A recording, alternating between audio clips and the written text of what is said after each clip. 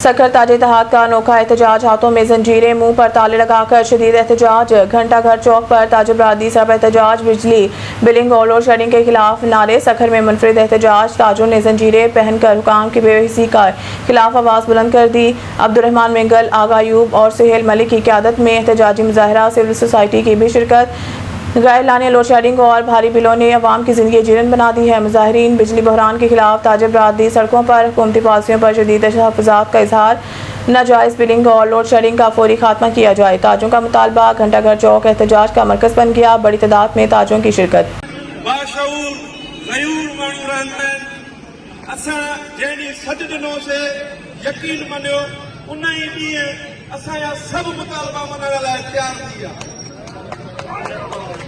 पर असां उहे रवायतूं छॾियूंसीं जेके एहतजाज जी काल ॾेई वरी उते जो उते ई टेबल टाक कनि।